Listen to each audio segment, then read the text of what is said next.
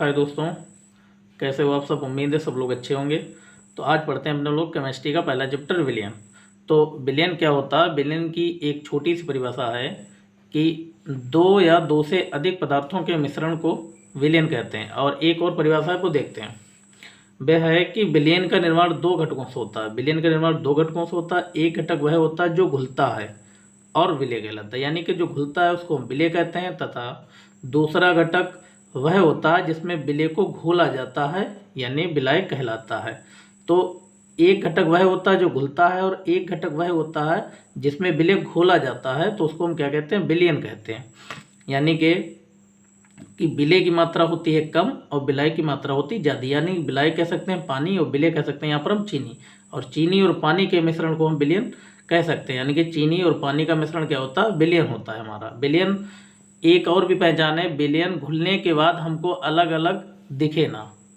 यानी कि जो विलयन हमारा घुल जाए वो आपस में कोई भी जो चीज़, जैसे चीनी पानी घुलता है तो हमें चीनी अलग नहीं दिखनी चाहिए, पानी अलग नहीं दिखना चाहिए, एक में ही होना चाहिए, दिखे ना।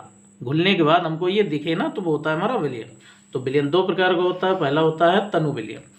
तनु विलयन क्या होता है कि वह विलयन जिसमें विलय की मात्रा बहुत कम, यानी कि विलय होता है चीनी की मात्रा बहुत कम होती है, तथा विलायक की मात्रा अधिक होती है, यानी कि पानी की मात्रा अधिक होती है, उसे हम कहते हैं तनु विलयन। समझ आ गया होगा कि वह विलयन जिसमें विलय की मात्रा बहुत कम, यानी कि विलय मतलब चीनी की मात्रा बहुत कम, तथा विलायक की मात्रा बहुत अधिक, विलायक मीन्स पानी की मात्रा बहुत अधिक होती है, तनु विलयन कहलाता है। फिर दूसरा है सांद्र विलयन। सांद्र विलयन क्या होता है कि वह विलयन जिसमें विलय की मात्रा अधिक, ये उल्टा हो गया उसका। इसमें तनु में विलय कम होता है और सांद्र में विलय की मात्रा ज़्यादा हो जाती है। इसमें विलायक की मात्रा क्या हो जाती है, कम हो जाती है, सांद्र विलयन कहलाता है। यानी कि वह विलयन जिसमें विलय की मात्रा अधिक और विलायक की मात्रा कम, तो उसे कहते हैं सांद्र। अब देखते हैं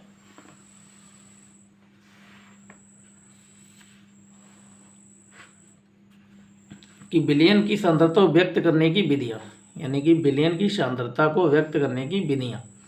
तो इसकी निम्न विधियाँ हैं। इसकी निम्न दो विधियाँ बताई गई हैं। पहली है भौतिक मात्रों में सांद्रता, भौतिक मात्रकों में सांद्रता।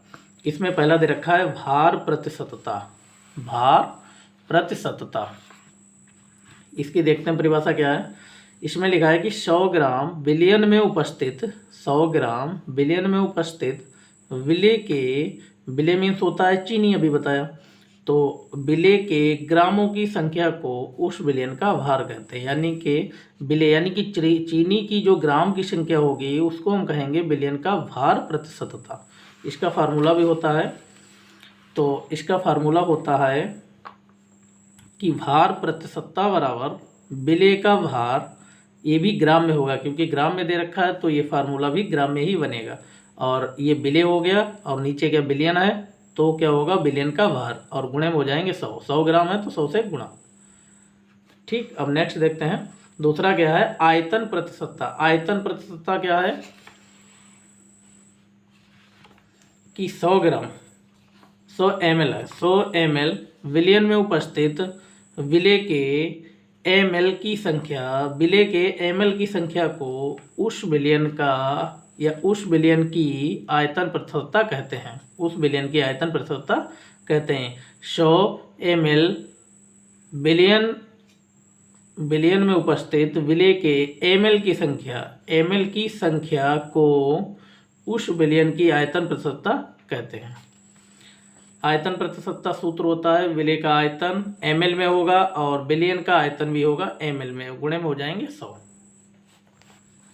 तीसरा है हमारा ppm में सांद्रता। ppm, p का मतलब होता है पार्ट्स, p का मतलब होता है प्रति, और m का मतलब होता है मिलियन, यानी कि पार्ट्स प्रति मिलियन। ये तीसरा है।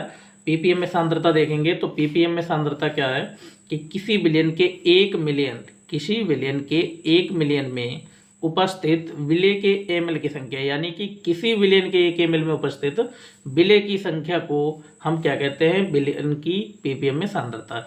यानी कि किसी विलयन के 1 मिलियन में उपस्थित विलय के ml की संख्या को क्या कहते हैं, विलयन की ppm में सांद्रता। तो इसका फार्मूला भी होता है। ppm में सांद्रता का फार्मूला होता है कि विलय का आयतन ml में होगा और विलयन का आयतन ml में, गुणे में हो जाएगा 10 की पावर 6। 10 की पावर 6। अब देखते हैं नेक्स्ट। अब पहले ए था भौतिक था, दूसरा होगा हमारा रासायनिक मात्रकों में सांद्रता। पहला वाला था भौतिक मात्रकों में सांद्रता, ये है रासायनिक मात्रकों में सांद्रता V। इसमें नंबर होंगे, तो इसमें देखते हैं पहला नंबर है सांद्रता। आपका पहला नंबर है आपका सांद्रता। तो सांद्रता क्या होता है कि किसी विलयन के 1 लीटर में, किसी विलयन के 1 लीटर में उपस्थित विलय के ग्रामों की संख्या को, किसी विलयन के 1 लीटर में उपस्थित विलय के ग्रामों की संख्या को उस विलयन की ग्राम प्रति लीटर में सांद्रता कहते हैं। ग्राम प्रति लीटर में सांद्रता कहते हैं। यानी कि किसी विलयन के 1 लीटर में उपस्थित विलय के ग्राम की संख्या को उस विलयन की ग्राम प्रति लीटर में सांद्रता कहते हैं। यानी कि ग्राम में कह रहा है तो ग्राम ऊपर हो जाएगा और लीटर अपॉन में हो जाएगा, तो ये सूत्र में लग जाएगा। सांद्रता, सांद्रता होगा विलय का भार, यानी कि विलय का भार ऊपर होगा वो ग्राम में होगा, और विलयन का जो आयतन होगा वो लीटर में होगा। विलयन का जो आयतन है वो लीटर में होगा। नेक्स्ट देखते हैं नॉर्मलता। नॉर्मलता को हम दर्शाते हैं कैपिटल एन से। नॉर्मलता को कैपिटल एन से दर्शाते हैं। इसकी परिभाषा क्या है देखते हैं कि किसी विलयन के 1 लीटर में उपस्थित, किसी विलयन के 1 लीटर में उपस्थित विलय के ग्राम तुल्यांकों, ग्राम तुल्यांकों यानी कि विलय चीनी के ग्राम तुल्यांकों की संख्या को, ग्राम तुल्यांकों की संख्या को क्या कहते हैं? विलयन की नॉर्मलता। इसका फार्मूला होगा नॉर्मलता बराबर विलय के ग्राम तुल्यांकों की संख्या, और दूसरा हो जाएगा विलयन का आयतन, क्योंकि विलयन है तो विलयन का आयतन, और विलय है तो विलय के तुल्यांकों की संख्या है, विलय के ग्राम तुल्यांकों की संख्या, विलय के ग्राम तुल्यांकों की संख्या। विलयन है तो ये विलयन हो गया, तो विलयन लीटर में होता है तो विलयन लीटर में हो गया। उसके बाद तीसरा है मोलरता। मोलरता को कैपिटल एम से लिखते हैं। तो परिभाषा देखते हैं इसकी। लिखा है किसी विलयन के 1 लीटर में उपस्थित विलय के मोलों की संख्या, विलय के मोलों की संख्या को उस विलयन की मोलरता, यानी कि किसी विलयन के 1 लीटर में उपस्थित, किसी विलयन के 1 लीटर में उपस्थित विलय के, विलय मीन्स होता है चीनी या कोई भी ठोस चीज, विलय के मोलों की संख्या को उस विलयन की मोलरता कहते हैं। इसको कैपिटल एम से दर्शाते हैं। इसका फार्मूला दे रखा है, मोलरता बराबर हो जाएगा विलय के मोल, यानी कि विलय के मोल, और बटे में हो जाएगा विलयन का आयतन, यानी कि विलयन है तो लीटर में दे रखा है, आयतन होगा तो विलयन का आयतन। उसके बाद चौथा नंबर है मोललता। मोललता को स्मॉल एम से दर्शाते हैं। ध्यान रखना, मोललता को कैपिटल एम से और मोललता को दर्शाते हैं स्मॉल एम से। ये क्या हो जाएगा? लिखा है किसी 1 लीटर विलायक में उपस्थित, किसी 1 किलोग्राम विलायक में उपस्थित विलय के मोलों की संख्या को कहते हैं उस विलयन की मोलरता। दोबारा देखते हैं कि किसी 1 किलोग्राम विलायक में उपस्थित विलय के मोलों की संख्या को उस विलयन की मोललता कहते हैं। मोललता क्या होता है? मोललता को स्मॉल एम से दर्शाते हैं। ये क्या होता है कि किसी 1 किलोग्राम विलायक में उपस्थित, किसी 1 किलोग्राम विलायक में उपस्थित विलय के मोलों की संख्या को उस विलयन की मोलरता कहते हैं। इसका फार्मूला होता है, तो मोललता बराबर फार्मूला क्या हो जाएगा? विलय के मोल, यानी कि विलय के मोल, विलय के मोल और विलायक हो जाएगा। अब इस बार बिलियन नहीं दे रखा है, इस बार विलायक दे रखा है। पहले बिलियन दे रखा था तो बिलियन, ये बिलियन अपान में हो गया था, इस बार विलायक है तो अपान में हो जाएगा विलायक। किलोग्राम में दे रखा है तो किलोग्राम में रहेगा। फिर 5वां नंबर देखते हैं क्या है। 5वां नंबर है मोल प्रभाज। मोल प्रभाज क्या है कि किसी विलयन में उपस्थित, किसी विलयन में उपस्थित विलय के मोलों की संख्या, विलय के मोलों की संख्या, विलय और विलायक के कुल मोलों की संख्या, यानी कि उधर हो जाएगा केवल विलय के मोलों की संख्या, इधर विलय और विलायक दोनों होंगे, विलय और विलायक दोनों होंगे, के कुल मोलों की संख्या के अनुपात को विलय का मोल प्रभाज कहते हैं। तो इसका फार्मूला देखते हैं कि विलय का मोल प्रभाज क्या होता है कि विलय के मोलों की संख्या, यानी कि विलय के मोलों की संख्या, यहाँ तक यहीं से सूत्र बन जाता है विलय के मोलों की संख्या। उसके बाद क्या है? विलय और विलायक, यानी कि विलय प्लस विलायक के कुल मोलों की संख्या, यानी कि विलय प्लस विलायक के मोलों की संख्या। ठीक है, तो अब विलय का मोल प्रवाह, इसका ये विलय के मोलों की संख्या को लिखते हैं ए से, कैपिटल ए से, और विलय को स्मॉल एन से, और विलायक के मोलों की संख्या को कैपिटल एन से। जहाँ लिखा भी है, जहाँ स्मॉल एन क्या होता है विलय के मोल और कैपिटल एन होता है विलायक के मोल। उसके बाद अब देखते हैं कि विलयन के अणुसंख्य गुण। विलयन के अणुसंख्य गुण ये क्या होते हैं?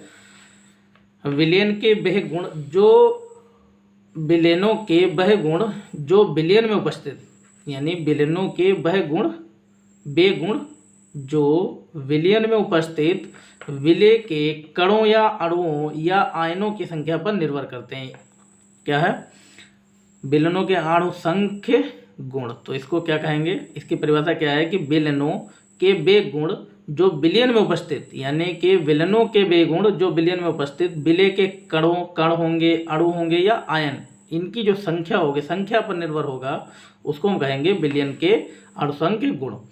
विलयनों के वे गुण जो विलयन में उपस्थित, यानी कि विलयन में उपस्थित विलय के कणों या अणुओं या आयनों की संख्या पर निर्भर करते हैं, तो उसको हम क्या कहते हैं? विलयनों के अणुसंख्य गुण। इसके बाद जैसे हम क्या है, एक परासरण दाब है, क्वथनांक का उन्नयन है, हिमांक का अवनमन है, बाष्पदाब का अवनमन है आदि, ऐसे और भी हैं। तो ये अणुसंख्य के क्या है? उदाहरण है। अब नेक्स्ट है अर्धपारगम्य झिल्ली। लिखा है कि वे झिल्लियां जो अपने में से होकर विलायक के कणों को जाने देती हैं, यहाँ पर थोड़ा सा गलत है, कणों को जाने देती हैं, यानी कि वे झिल्लियां जो अपने में से होकर विलायक के कणों को जाने देती हैं परंतु विलय के कणों को नहीं, अर्धपारगम्य झिल्लियां कहलाती हैं। यानी कि वे झिल्लियां जो अपने में से होकर विलायक के कण तो चले जाएंगे लेकिन विलय के कण नहीं जा पाएंगे, इस तरीके के होते हैं। ये इस तरीके से बनेगा, इसको ये होता है अर्धपारगम्य झिल्ली। पारगम्य झिल्ली ये होता है विलायक।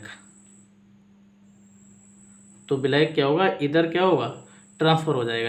अर्धपारगम्य झिल्ली क्या है कि विलायक के कणों को जाने देगी लेकिन विलय के कणों को नहीं जाने देगी। तो ये क्या होगी? हमारी अर्धपारगम्य झिल्ली हो जाएगी। तो इसका एक फार्मूला दे रखा Cu2FeCN6, एक पूर्ण अर्धपारगम्य झिल्ली होती है। ये उदाहरण में दे रखा है जैसे। तो अब देखते हैं आगे क्या है। आगे है परासरण। परासरण क्या है कि किसी विलायक के अणुओं का अर्धपारगम्य झिल्ली में से होकर तनु विलयन से सांद्र विलयन की ओर जाना परासरण कहलाता है। यानी कि किसी विलायक के अणुओं का अर्धपारगम्य झिल्ली में से होकर तनु विलयन से सांद्र विलयन की ओर जाना, ये क्या है? इसी में समझ लेते हैं। ये क्या है? ये मान लिया परासरण है, तो ये हो गया हमारा तनु विलयन। ये होता है हमारा सांद्र विलयन। तो ये सांद्र विलयन है।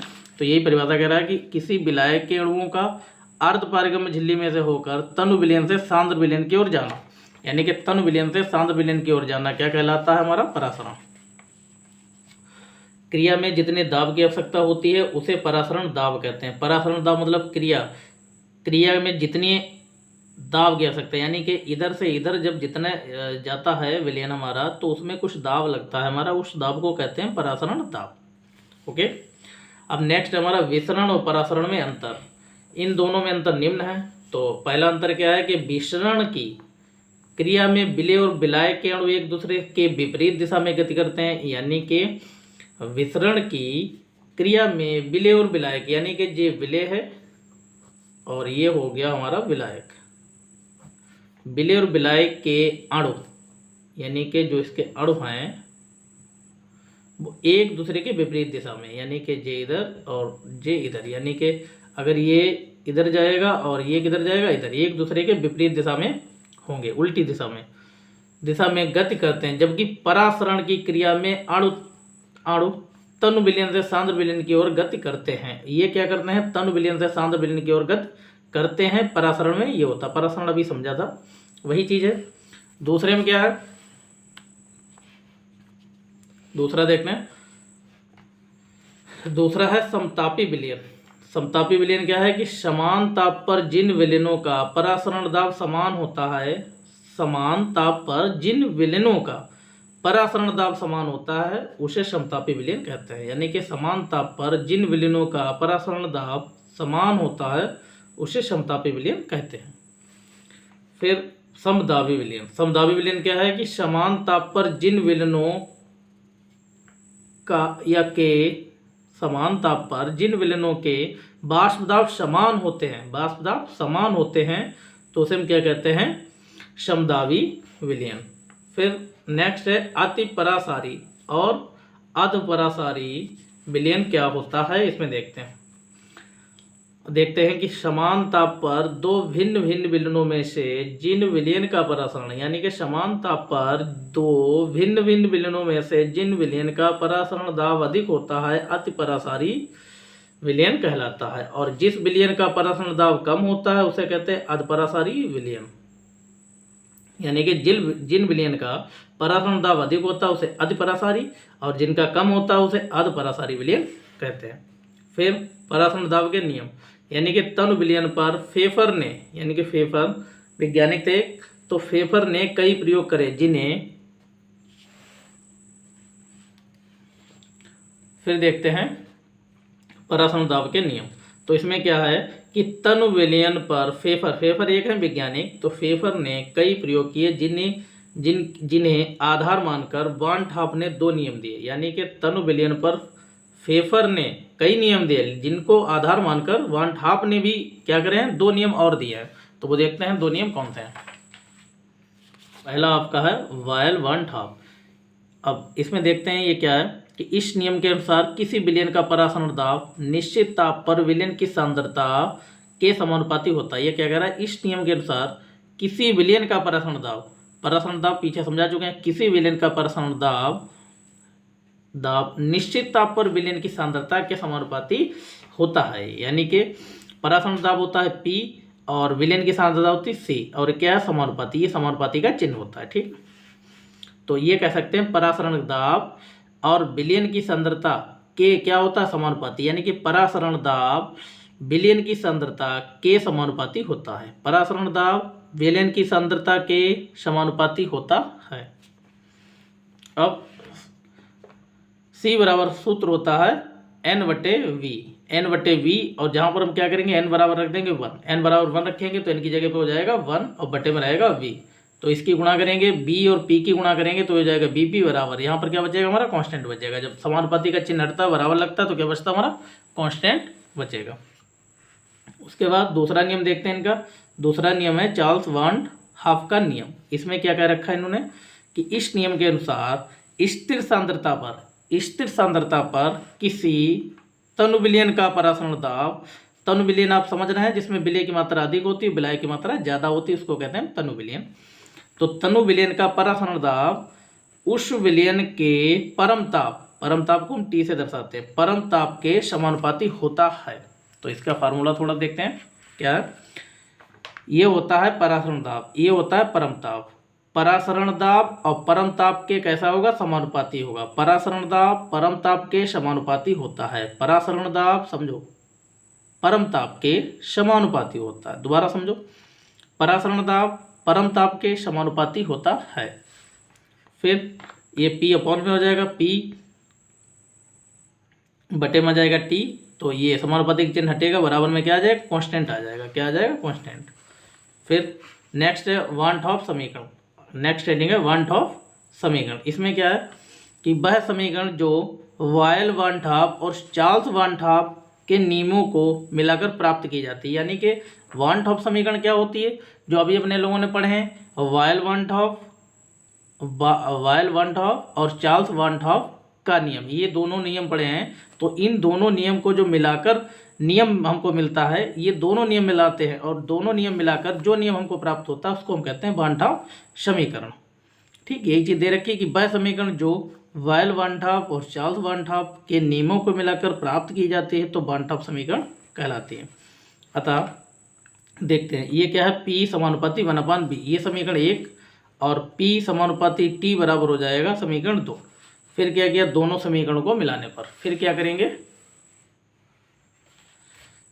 ठीक है, ये दे रखा है P समानुपाती 1/V बराबर हो जाएगा वो क्या नाम P समानुपाती 1/V, ये समीकरण 1 हो जाएगा। P समानुपाती T, तो ये हो जाएगा समीकरण 2। अब क्या करेंगे, दोनों समीकरणों को मिला देंगे तो ये P हो जाएगा और ये T जो है ये क्या हो जाएगा 1 की जगह पे, यानी कि मिलाएंगे तो ये हो जाएगा P सेम है, तो ये हो जाएगा P और समानुपाती का चिन्ह ये हो जाएगा हमारा कि जो 1/V है और ये क्या हो जाएगा T, तो T ऊपर हो जाएगा तो P समानुपाती T/V,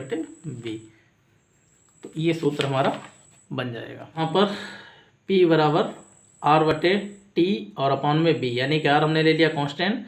अब क्या करेंगे, P की गुणा B में करेंगे तो P भी हो जाएगा, इसकी 1 में करेंगे तो वही रहेगा। अब हमने लिखा है कि जहाँ R एक नियतांक है जिसे तनु विलयन का विलयन स्थिरांक भी कहते हैं, यानी कि R को हम कहते हैं तनु विलयन का विलयन स्थिरांक। इसका मान होता है 0.082 लीटर एटम अपॉन K मोल होता है।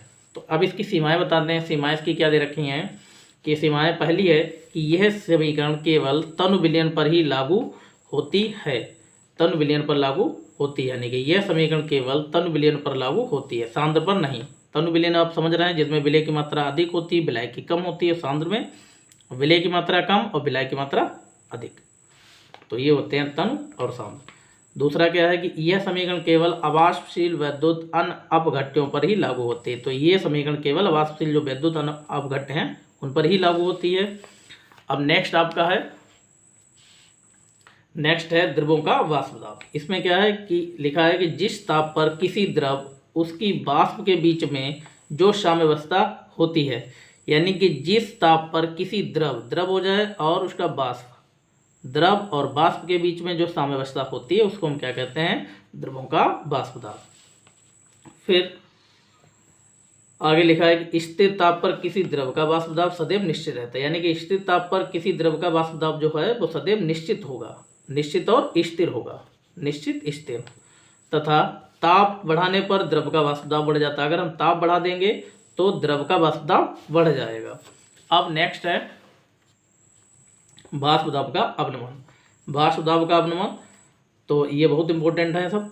तो वाष्प दाब का पढ़ेंगे कि जब किसी विलायक में कोई अवाष्पशील वैद्युत अनअपघट्य पदार्थ घोला जाता है, यानी कि जब किसी विलायक में कोई अवाष्पशील वैद्युत अनअपघट्य पदार्थ घोला जाता है तो विलयन का वाष्प दाब, यानी कि तो विलयन का वाष्प दाब विलायक के वाष्प दाब से कुछ कम हो जाता है। यदि किसी ताप पर शुद्ध विलायक का वाष्प दाब P0 बोल सकते हैं या 0 बोल दो या P0 बोलो, ज़्यादा अच्छा रहेगा। तो यदि किसी ताप पर शुद्ध विलायक का वाष्प दाब P0 तथा विलयन का वाष्प दाब PS हो तो P0 PS को वाष्प दाब का अवनमन तथा P0 PS बटे में P0 को वाष्प दाब का आपेक्षिक अवनमन कहते हैं। तो इसका फार्मूला होता है आपेक्षिक अवनमन का P0 PS अपॉन में P0। अब देखते हैं नेक्स्ट देखते हैं क्या, नेक्स्ट है राउल्ट का नियम। राउल्ट का नियम बहुत इंपॉर्टेंट है इसमें, तो इसको थोड़ा ध्यान से पढ़ते हैं। लिखा है कि इस नियम के अनुसार, देखते हैं भाई, इस नियम के अनुसार किसी विलयन के वाष्प दाब का आपेक्षिक अवनमन विलयन में उपस्थित, यानी कि किसी विलयन के वाष्प दाब का आपेक्षिक अवनमन विलयन में उपस्थित विलय के मोल प्रभाज के बराबर होता है, यानी कि किसी विलयन के वाष्प दाब का जो आपेक्षिक अवनमन है वो विलयन में उपस्थित विलय के मोल प्रभाज के कैसा होता है, बराबर होता है। देखते हैं कैसे, ये है P0 PS अपॉन में हो जाएगा P0, ये हो गया आपेक्षिक अवनमन, अभी फार्मूला निकाला था पीछे वही है, और इधर क्या हो जाएगा मोल प्रभाज, ये मोल प्रभाज का फार्मूला हो जाएगा। तो ऐसे दोनों कैसे होंगे, आपस में बराबर होंगे। ठीक है, कह सकते हैं कि आपेक्षिक अवनमन और मोल प्रभाज आपस में बराबर होते हैं राउल्ट के नियम में। राउल्ट ने क्या बताया कि आपेक्षिक अवनमन और मोल प्रभाज आपस में कैसे होते हैं, बराबर होते हैं। ठीक, तो n पीछे भी बता चुके हैं हम, इधर भी देख लो कि n क्या होता है, स्मॉल n विलय के मोल और कैपिटल N होता है विलायक के मोल। अब इनकी सीमाएं देख लेते हैं। सीमाएं क्या है, पहली क्या है कि यह नियम केवल तनु विलयनों पर ही लागू होता है, सांद्र पर नहीं होता। यह नियम केवल तनु विलयन पर लागू होगा, सांद्र पर नहीं। दूसरा, यह नियम केवल अवाष्पशील वैद्युत अन्य अपघट्यों पर ही लागू होता है। ठीक है, तो ये नियम देख लो आप। उसके बाद क्या है, राउल्ट के नियम से अवाष्यशील पदार्थों के अणु भारों की गणना। अब देखते हैं इसमें क्या दे रखा है भाई, कि हम जानते हैं राउल्ट के नियम से, ये तो लिखो चाहे ना लिखो अपने हिसाब से, राउल्ट के नियम से ये लिखना जरूरी है, हम जानते हैं ये जरूरी नहीं होता है लिखना, ठीक। तो या ये अभी क्या बताया था राउल्ट के नियम में कि आपेक्षिक अपनमन और मोल प्रवाह आपस में बराबर होते हैं, ये तो लिखना ही लिखना। तो उसके आगे क्या है, ये आपेक्षिक अपनमन हो गया, और एन बराबर होता है W/m, और capital N sorry small N बराबर W/m, कैपिटल एन बराबर होता है कैपिटल W बटे में कैपिटल एम, यानी कि स्मॉल होगा तो सब स्मॉल होंगे, कैपिटल होगा तो कैपिटल हो जाएंगे, सूत्र वही रहेगा।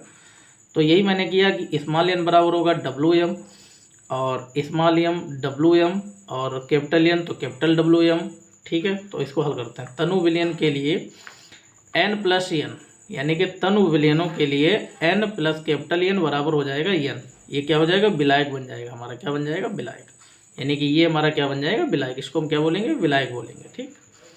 तो अब देखते हैं P0 - PS बटे में P0 ऐसे रहेगा। अब यहाँ पर क्या है कि W/m ये वाला वैसे रखो, इसकी जगह पे यहाँ पर क्या कर दो, इसकी जगह पे क्या कर दो, कैपिटल एन, इसकी जगह पे क्या कर सकते हैं हम, कैपिटल एन, चाहे ये चीज़ लिख दो या ना लिखो, तो इसकी जगह में पूरा क्या लिख देंगे, कैपिटल एन। उसके बाद और यहाँ पर हो जाएगा P0 - PS बटे में P0, ये WM ऐसे रहेगा, इस कैपिटल एन का यहाँ पर एक और फार्मूला दे रखा है W/m, यहाँ पर W/m लिख देंगे।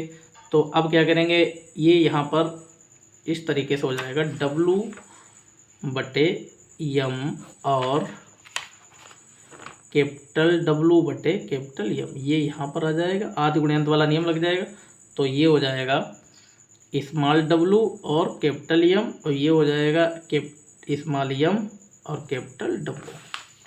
तो यही चीज़ दे रखी है कि स्मॉल w कैपिटल M और स्मॉल w कैपिटल M और कैपिटल W स्मॉल m, ठीक है। ये चीज़ वही रहेगी आपेक्षिक अपनमन। तो अब देखते हैं आगे। अब आगे है क्वथनांक का उन्नयन। क्वथनांक का उन्नयन क्या है कि जब किसी विलायक में कोई भी अवाष्पशील वैद्युत अनुघट्ट, यानी कि जब किसी विलायक में कोई अवाष्पशील वैद्युत अनुघट्ट पदार्थ घोला जाता है तो विलयन का वाष्प दाब विलायक के वाष्प दाब से कुछ कम हो जाता है। यानी कि विलायक में कोई भी अवाष्पशील वैद्युत अनअपघट्ट पदार्थ घोला जाता है, यानी कि किसी विलायक में अवाष्पशील वैद्युत अनअपघट्ट घोला जाता है तो विलयन का जो वाष्प दाब होता है वो विलायक के वाष्प दाब से कुछ कम हो जाता है, परंतु विलायक का क्वथनांक विलयन के क्वथनांक से कम हो जाता है, परंतु विलायक के क्वथनांक जो होता है वो विलयन के क्वथनांक से क्या होगा, कम होगा। फिर कह रहा है अतः विलयन और विलायक क्वथनांकों के अंतर को क्वथनांक का उन्नयन कहते हैं। ये छोटी परिभाषा है, ध्यान से समझो कि विलयन और विलायक के जो क्वथनांक का अंतर है उसको क्वथनांक का उन्नयन कहते हैं। विलयन और विलायक के क्वथनांकों के अंतर को क्या कहते हैं, क्वथनांक का उन्नयन। दो शब्दों में ये परिभाषा यहाँ पर दे रखी है, यानी कि लिखना पूरा है आपको, क्योंकि 2 नंबर में आएगा, थोड़ा सा लिखना पड़ेगा, कम लिखोगे तो नंबर नहीं दिया जाएगा आपको, तो ये लिखना पड़ेगा। तो ये पूरा लिखने के बाद यहाँ पर लिखना है विलयन और विलायक के क्वथनांकों के अंतर को क्वथनांक का उन्नयन कहते हैं। ये समझने के लिए यहाँ पर इतना दे रखा है, सरल है, बिल्कुल समझ लो। आगे देखते हैं क्या है। आगे लिखा है कि यदि शुद्ध विलायक का क्वथनांक T0, शुद्ध विलायक का क्वथनांक T0 तथा विलयन का क्वथनांक TS, विलयन का क्वथनांक TS हो तो TS माइनस T0 को क्वथनांक का उन्नयन कहते हैं। यानी कि ये भी इन्होंने कह रखा कि शुद्ध विलायक का क्वथनांक T0 तथा विलयन का क्वथनांक TS, तो ये क्या होता है, कम होता है। क्या होता है, अंतर, कम होता है या अंतर को हम क्या कहते हैं, क्वथनांक का उन्नयन। ये अंतर हो गया हमारा, ठीक है। इसके बाद देखते हैं ये सूत्र हो गया। डेल्टा टी हमारा क्या होता है, क्वथनांक का उन्नयन, तो ये TS माइनस T0। उसके बाद क्या है, क्वथनांक के उन्नयन से वैद्युत अनवघट्ट पदार्थ के अणुभार की गणना। इसमें क्या कर रखा है कि यदि किसी अवाष्पशील वैद्युत अनअपघट्ट पदार्थ का अणुभार स्मॉलियम हो, यानी कि किसी अवाष्पशील वैद्युत अनअपघट्ट पदार्थ का अणुभार स्मॉलियम हो, तो फार्मूला कौन सा लगेगा, स्मॉल m बराबर 1000 गुणे kV गुणे में स्मॉल w गुणे में डेल्टा टी, ये अपॉन में हो जाएगा और गुणे में हो जाएगा कैपिटल W। तो जहाँ kV एक स्थिरांक है, kV क्या है, एक स्थिरांक है जिसे मोलर उन्नयन स्थिरांक भी कहते हैं। उसके बाद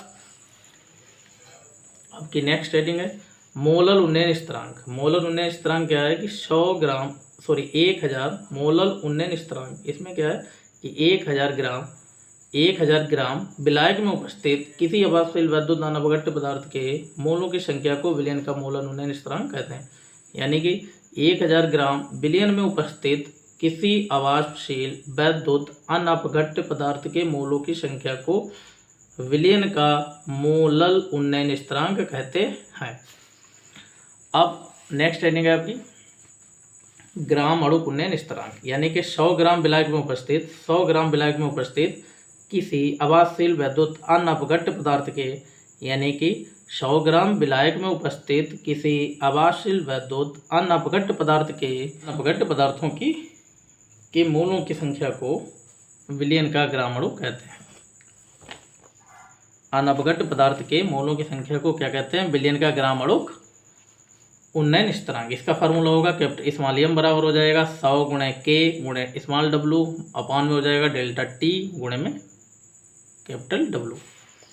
हिमांक का अवनमन, इसमें क्या है कि जब किसी विलायक में कोई अभावशील वैद्युत अनपघट्य पदार्थ घोला जाता है तो विलयन का हिमांक विलायक के हिमांक से कम हो जाता है। अतः विलयन और विलायकों के हिमांकों का अंतर, यानी कि इसमें क्या क्या रखा है, दो शब्दों में परिभाषा कि विलयन और विलायकों के हिमांकों के अंतर को हिमांक का अवनमन, यानी कि जो हमारा विलयन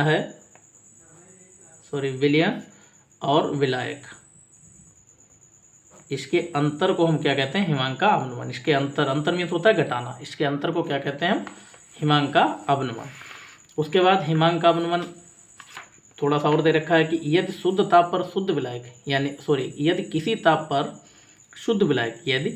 ताप पर शुद्ध विलायक का हिमांक T0 और विलयन का TS हो तो हिमांक का अवनमन फार्मूला हो जाएगा डेल्टा T बराबर T0 minus TS। Delta T बराबर T0 माइनस TS। फिर थोड़ा सा नोट में देख लो, उसका क्या है कि किसी द्रव का ताप घटाने पर, यानी कि किसी द्रव का ताप घटाने पर इसका वाष्प दाब और हिमांक दोनों घट जाते हैं। यानी कि किसी द्रव का ताप घटाने पर इसका वाष्प दाब और हिमांक दोनों घट जाते हैं जबकि क्वथनांक बढ़ जाता है। क्या कहना है कि किसी द्रव का ताप घटाने पर इसका वाष्प दाब और हिमांक दोनों घट जाते हैं। यानी कि किसी द्रव का ताप हम घटाएंगे तो इसका वाष्प दाब हिमांक दोनों घट जाएंगे और क्वथनांक बढ़ जाएगा। आगे कौन सी हेडिंग है कि हिमांक के अवनमन वैद्युत अनपघट्य पदार्थ के अणुभार की गणना। तो इसमें क्या है कि यदि किसी अभावशील वैद्युत अनपघट्य पदार्थ का अणुभार स्मॉल m हो, यानी कि किसी अभावशील वैद्युत अनपघट्य पदार्थ का अणुभार स्मॉल m हो तो फार्मूला हो जाएगा स्मॉल m बराबर हो